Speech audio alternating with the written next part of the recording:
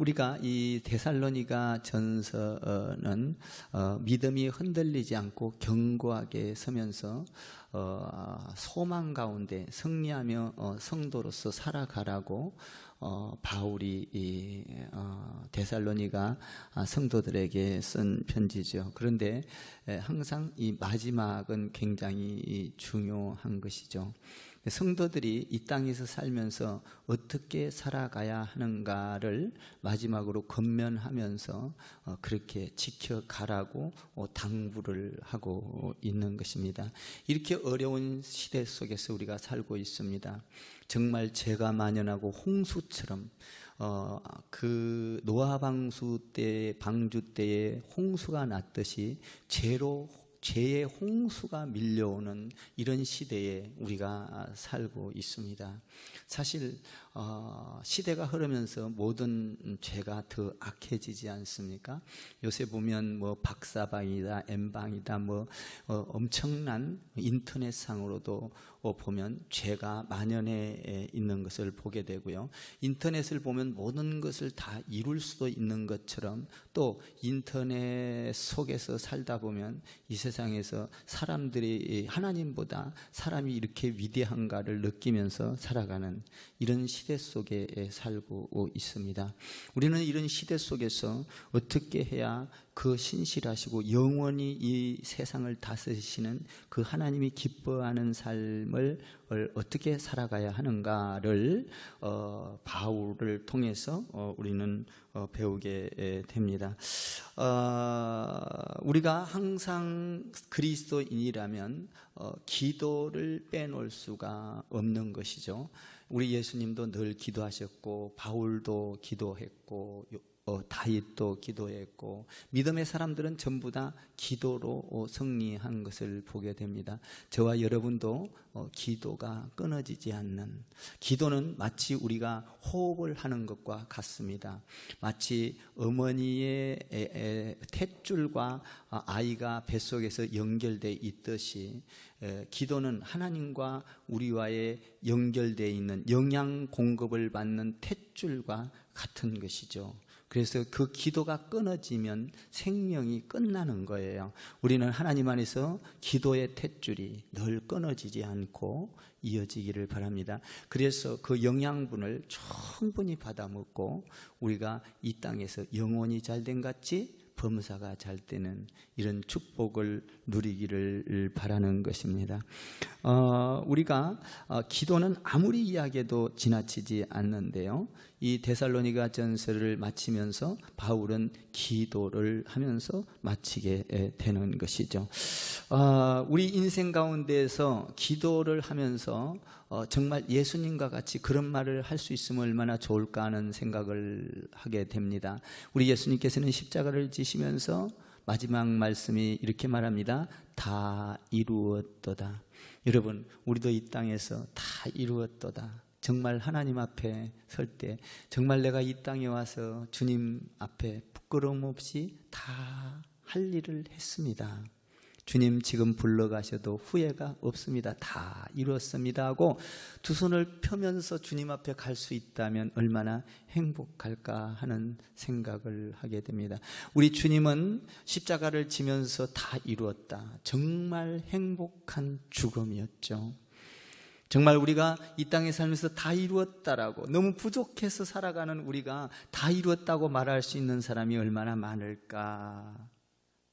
정말 그렇게 많지 않은 것 같습니다. 그러나 우리가 예수님을 믿는 사람들은 다 이루었다라고 고백할 수 있어야 될 줄 믿습니다. 그러면 우리가 이 땅에서 살아가면서 어떻게 살아야 하나님을 기쁘게 하고 다 이루었다고 말할 수 있을까라는 것이죠.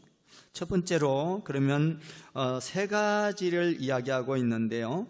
바울은 첫 번째로 성도와 성도 간의 교제, 그러니까 다시 말하면 관계가 잘 형성돼야 된다라는 것입니다. 여러분, 우리는 하나님과의 관계가 끊어졌었는데 하나님과 우리의 관계를 이어주기 위해서 예수님이 이 땅에 오셨습니다. 하나님과 우리의 관계가 끊어져서 막힌 담을 허신 분이 예수 그리스도의 십자가인 줄 믿습니다. 그래서 하나님과 우리와의 관계를 잘 만들어 놓으신 분이 예수님이세요. 예수님. 그러니까 우리가 예수를 믿는다면 교회 안에서 서로 관계가 형성이 되어야 합니다. 그래서 막혔던 담이 흘러져야 되는 것이죠. 그러려면 어떻게 해야 되느냐? 우리 주님이 우리와의 하나님과의 관계를 형성해서 이어놨듯이 우리가 예수 믿으면서 교회 안에서 관계가 잘 형성되려면 어떻게 해야 될까라는 것이죠. 그러려면 13절에 말씀하고 있습니다. 한번 띄워주십시오. 그들의 역사로 말미암아 사랑 안에서 가장 귀히 여기며 너희끼리 화목하라. 존귀하게. 오늘 찬양도 그랬죠. 보배롭고 존귀하게 여기노라. 여러분, 우리가 하나님 안에서 하나가 되고 관계가 형성되려면 존중히 여겨야 합니다. 성도가 성도를 존중히 여기고 귀히 여기고 아주 귀하게 여길 때 관계가 잘 형성이 된다라는 것이죠. 귀하게 여기는, 보배롭게 여기는 자들 되기를 주님의 이름으로 축원을 드립니다. 아내는 남편을 귀하게 여기고 남편은 아내를 귀한 존재로 여겨야 합니다. 이 세상에서 정말 가장 귀한 보배로 여길 때 부부간에 이렇게 화목하게 되는 것이죠. 우리 주님은 우리를 화목하게, 하나님과 우리와의 화목하게 만들려고 우리를 존귀 여겨서 자기 몸을 친히 십자가에 죽게 했다라는 것이죠. 마태복음 5장 9절 이하에 보면 화평케 하는 자는 복이 있나니 화평케 하는 자는 복이 있나니 하나님의 아들이라 일컬음을 받을 것입니다. 하나님의 아들. 하나님의 아들은 어떤 사람이냐? 화목해 하는 자가 하나님의 아들이 되는 것입니다. 사랑하는 성도 여러분, 우리는 하나님의 자녀인 줄 믿습니다. 그러므로 싸움이나 다툼이나 미움이나 시기나 질투는 있을 수 없는 것이죠. 우리는 화목해 하기 위해서 늘 상대방을 존중히 여기고 귀히 여기고 보배로 여기는 저와 여러분 되어야 될 줄 믿습니다. 교회 안에서는 귀한 자들인 것이죠. 하나님 안에서 귀한 자들. 내 새끼는 귀하지 않습니까? 하나님 안에서 우리는 귀한 자녀입니다. 그러므로 우리는 존중히 여겨야 합니다. 존귀히 여겨야 합니다. 반말을 해서는 안 됩니다. 여러분, 우리는 농담이라도 성도들 간에 무시해서는 안 됩니다. 상처받는 말을 해서는 안 됩니다. 우리는 분명하게 직분을 가지고 있으므로 그 안에 직분을 부르면서 존귀히 여겨야 합니다. 집사님, 권사님, 장로님, 목사님, 아무리 내 가운데 화가 난다 할지라도, 내 가운데 마음이 뒤틀린다 할지라도 상대방을 존중히 여기는, 말에 실수가 없는 자는 온전한 자라 성경은 말하고 있습니다. 그러므로 우리의 우리는 언어를 통해서 항상 남을 세워주고 위로해주고 힘을 주고, 할렐루야. 가장 존귀히 여기는, 여러분 주위에 있는 사람을 존귀히 여길 때 내가 존귀히 여김을 받는다는 사실입니다. 우리 주님은 우리를 존귀히 여겼습니다. 천하보다도 더 귀하게 여겼습니다. 세상 만물보다도, 돈보다도, 빌딩보다도 우리를 더 존귀하게 여기셨습니다. 그러므로 주님은 우리를 향하여 존귀히 여김을 받는 것이죠. 우리도 성도를 존귀히 여기고, 할렐루야. 한번 옆에 우리 남편, 아내, 또 자녀들을 향하여, 또 우리 옆에 있는 성도들을 향하여 정말 귀하십니다, 이렇게 한번 존귀하십니다, 이렇게 한번 해보세요. 우리가 귀하고 보배롭습니다. 당신은 나의 보배입니다. 한번 해보세요. 옆에다가 당신은 나의 보배입니다. 보배는 함부로 다룰 수가 없는 것이죠. 보배는 여러분 집에 보관할 때도 그냥 던져놓지 않습니다. 그 보배는 잘 케이스에다 넣어서 보관하지 않습니까? 할렐루야. 보배를 막 집어 던지는 사람 못 봤어요, 나는요.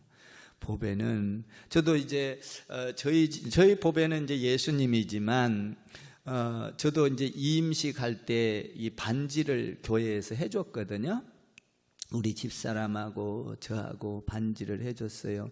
그 반지를 이렇게 이제 상자에다가 이렇게 넣어놨는데 우리는 넣어놓을 데가 없어서 책상 서랍에다 그냥 내가 넣어놨어요. 넣어놨는데 그 반지 케이스가 있어요. 그래서 가끔 들여다봅니다. 있는가 없는가. 혹시 또 누가 가져갔나 싶어서 한 번씩 봅니다. 그대로 자꾸 있더라고요. 안 가져가고. 정말이에요. 가끔 봐요. 반지가 있는지 사라졌는지. 우리가 보배는 항상 관심을 갖는 것이죠. 귀하게 여기는 것이죠. 그 보배가 있는지 없는지를 살펴보는 것이죠. 여러분 가정을 그렇게 살피기를 바라고 아내를 남편을 그렇게 살펴서 좋은기 여기는 그리고 보배로운 자들 화목한 가정 되기를 바랍니다. 화목한 가정이 될 때 그 가정은 천국을 이룰 수가 있습니다. 에덴 동산에서 보면 하나님과 아담과 하와가 죄를 짓기 전에는 화목했습니다. 한 가정을 이뤘습니다. 하나님이 다스리셨습니다.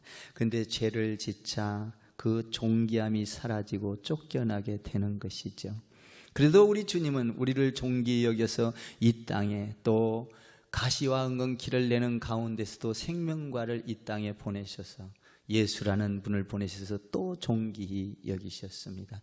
사랑하는 성도 여러분, 우리는 허물을 덮어주며 존귀히 여기는 저와 여러분 되기를 바랍니다. 14절에 이렇게 되어 있습니다. 또 형제들아 너희를 권하노니 게으른 자들을 권계하며 마음이 약한 자들을 격려하고 힘 없는 자들을 붙들어주며 모든 사람에게 오래 참으라.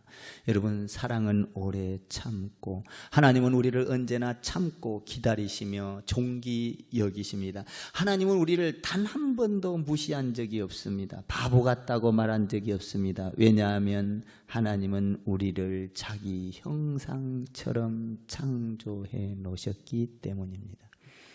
여러분, 여러분들의 자녀를 볼 때 자기를 닮았으면 귀하지 않습니까? 좋아하지 않습니까? 내 새끼라고 분명히 이것은 내 자녀야 나를 닮았을 때 굉장히 좋아합니다.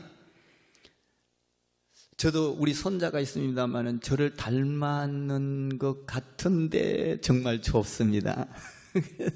그래서 닮으면 좋아요. 우리 주님이 하나님의 형상을 따라 만들어 놨기 때문에 우리를 한 번도 무시한 적이 없습니다.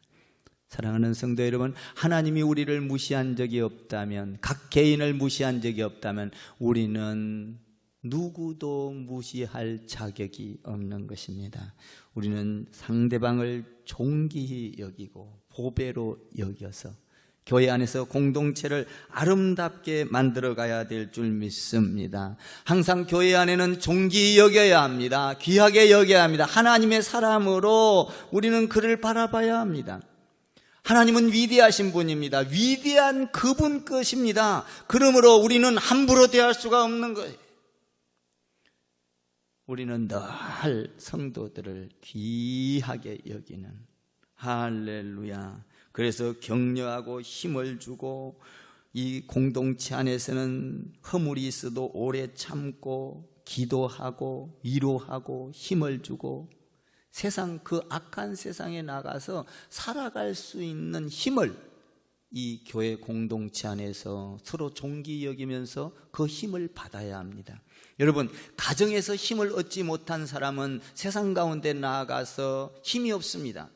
남편에게 위로를 받고 힘을 받는 아내가 밖에 나가서 힘을 내고 기뻐하고 세상을 이길 수가 있습니다. 아내한테 사랑받고 존경받는 남편이 세상 가운데 나아가 많은 일을 감당할 수가 있는 것이죠. 교회 안에서 힘을 얻을 때 세상의 악한 원수 마귀 사탄과 어둠의 세력과 코로나의 두려움 속에서도 우리는 이겨낼 수가 있는 것이죠. 나는 여러분들이 예배를 드리면서 늘 존귀하게 여기는, 할렐루야, 서로 위로가 되기를 바랍니다. 서로 힘이 되기를 바랍니다. 교회 안에는 그렇게 해야 된다는 것이죠. 그래서 오늘 여기에 보면 너희 교회 안에서 너희는 오래 참고 화목하라. 참을 때 화목하게 되는 거예요. 참을 때. 자기 하고 싶은 말 누가 다 못하겠습니까? 하고 싶은 말 누가 다, 여러분 하고 싶은 말 다 한다고 인정받는 것이 아닙니다. 우리는 때로는 하고 싶은 말을 안 하고 참고 있을 때 위로가 되고 힘이 되고 그것이 더 능력이 될 때가 있다 이 말입니다. 하고 싶은 말을 다 한다고 능력이 있는 것은 아닙니다. 우리 주님은 하나님을 보세요. 세상 가운데 세상을 창조해놓고 할 말이 얼마나 많았겠습니까? 자기를 드러내고 싶은 말이 얼마나 많았겠습니까? 그러나 모든 것을 다 침묵하고 하나님께서는 말씀으로 세상을 창조하시니라 한마디로 끝낸 것입니다. 엄청나지 않습니까? 우리는 할 말을 다 한다고 힘이 있고 능력이 있는 게 아니에요. 때로는 침묵하고 때로는 화목을 위해서 참고 때로는 손해가 가도 이야기를 안 하는 할렐루야. 화목케 하는 자는 복이 있나니 하나님의 아들이라 일컬음을 받을 것이니라. 하나님의 형상 닮아가기를 주님의 이름으로 축복합니다. 두 번째로는 우리가 신앙생활을 하면서 첫 번째로는 화목케 이루기 위하여 존귀히 여기라는 것이고, 두 번째로는 우리가 신앙생활을 하면서 우리가 일상생활에서 하나님을 잘 드러내야 합니다. 우리가 이 안에서 화목하게 이루면 세상 가운데 나가서 그러면 어떻게 살아야 할 것인가라는 것이죠. 세 가지를 이야기하고 있습니다. 세상 가운데 나가서 살면서 여기서 화목하게 되면 하나님의 아들이라 일컬음을 받게 되면 어떻게 해야 되느냐? 첫 번째로 16절에서 항상 기뻐하라. 두 번째로 쉬지 말고 기도하라. 세 번째로 범사에 감사하라. 이렇게 말하고 있습니다. 우리가 하나님을 믿는 사람들은 어느 곳을 가든지 항상 기뻐하라. 할렐루야. 여러분들이 교회 안에서 은혜를 받으면 기뻐하듯이 가정에 가서도 그 은혜에 사무쳐서 기뻐해야 합니다. 회사에 가서도 그 은혜 안에 사무쳐, 은혜가, 주님의 은혜가 넘쳐나면 우리 가운데 고통과 아픔과 슬픔이 다 기쁨으로 변하게 되는 줄 믿습니다. 여러분, 우리는 항상 기뻐하라. 기뻐할 수가 없지요, 항상. 그러나 주님 은혜 안에 있으면 기뻐할 수 있는 능력이 우리 가운데 들어오게 되는 것입니다. 그래서 주의 은혜를 사모하라라는 것이죠. 여러분, 우리는 오늘 낮에도 설교했습니다마는 1만 달란트 평생 3대, 4대, 10대까지 갚아도 다 못 갚을 1만 달란트 탕감받은 자. 우리는 그보다도 더 엄청난 숫자로는 계산할 수 없는 탕감받은 자. 은혜 아니고 무엇이겠습니까? 이 은혜를 생각한다면 우리는 기뻐할 수 있습니다. 슬픔도 기쁨이요 근심도 기쁨이요 모든 것이 합력하여 선을 이루느니라. 할렐루야. 선한 역사 이루어가는 여러분 되기를 바랍니다. 그래서 이 기뻐하는 사람은, 항상 주님 안에서 기쁨이 있는 사람은 우리 가운데 슬픔과 절망과 아픔이 있을 때 그 전능하신 하나님께 기도하게 되는 것이죠. 기도하면 새 힘을 얻게 되는 겁니다. 그러다가 감사할 수 있는 거예요. 사랑하는 성도 여러분, 저와 여러분들은 항상 기뻐하고 항상 기도하고 항상 감사할 수 있는, 그렇게 할 때 세상이 여러분을 보고 놀랄 것입니다. 마귀가 여러분을 보고 납작 엎드러질 겁니다. 항상 기뻐하라. 이것이 하나님의 뜻이니라. 할렐루야. 하나님의 뜻이에요. 하나님의 뜻. 우리가 하나님을 믿으면서 항상 기뻐할 수 있는 것은 그 위대하신 하나님의 은혜 안에 있을 때만 가능한 것입니다. 은혜 안에 있을 때 그 은혜를 꽉 붙잡고 가는 저와 여러분 되기를 바랍니다. 쉬지 말고 기도하라. 참 너무나 참 사무친 이야기죠. 여러분, 기도 안 하고는 우리는 살 수가 없습니다. 기뻐할 수 있는 자는 항상 우리가 바라보는 것 다 일용할 양식, 모든 걸 기도해야 된다. 오늘 낮에 제가 이야기했죠. 옷 하나를 사도 기도하며 살아. 할렐루야. 아멘이십니까? 그냥 내가 좋은 걸 하는 게 아니라 좋은 걸 사기 위해서 기도하고, 아무것도 아닌 게 아니에요. 항상 주님 앞에 범사에 감사할 수 있는 그 길인 것이죠. 기도한 자는 감사가 나옵니다. 기도한 자는 찬양이 나옵니다. 기도한 자는, 여러분, 하나님의 안에서 기도한 자는 간증을 하게 돼 있고요. 기도한 자. 일상생활 가운데에서는 하나님의 뜻이 무엇입니까? 우리가 항상 기뻐하라, 항상 기도하라, 범사에 항상 감사하라. 세상이 놀랄 것입니다. 여러분, 세상은 우리가 많이 가진 것 갖고 놀라는 게 아니에요. 야, 우리가 주님 안에서, 은혜 안에서 기뻐할 때 세상이 놀라는 거 아니겠습니까? 저와 여러분은 하나님의 자녀인 줄 믿습니다. 옆에다가 스마일 한번 해보세요. 웃어보세요.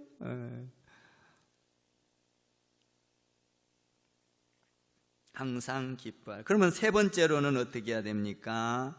여기 보면 23절에 보면 기도하는데 어떻게 기도해야 돼요? 23절 읽어봅시다. 같이 읽습니다. 시작. 평강의 하나님이 친히 너희를 온전히 거룩하게 하시고 또 너희 온 영과 혼과 몸이 우리 주 예수 그리스도께서 강림하실 때 흠없게 보존하기를 원하노라. 뭡니까? 주님 앞에 갈 때 소망을 가지고 사는데 우리는 이 땅에 살면서 흠이 없게 만들어라라는 것입니다. 여러분, 우리는 주님 앞에 드려질 때 흠이 없어야 합니다. 그러려면 흠이 없을 수 없죠. 항상 기도하라, 항상 기뻐하라, 항상 감사하라. 흠이 없어질 줄 믿습니다. 할렐루야. 여러분, 흠이 없게 신랑 신부가 결혼할 때 여러분 아내 될 사람 신부가 어떻게 합니까?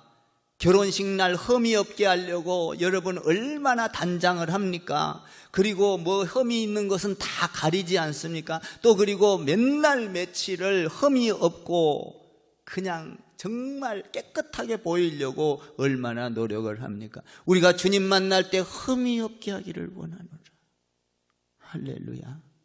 신랑 되신 예수 그리스도를 만날 때 흠이 없기를 원하노라. 아멘. 흠이 없기를 원하노라.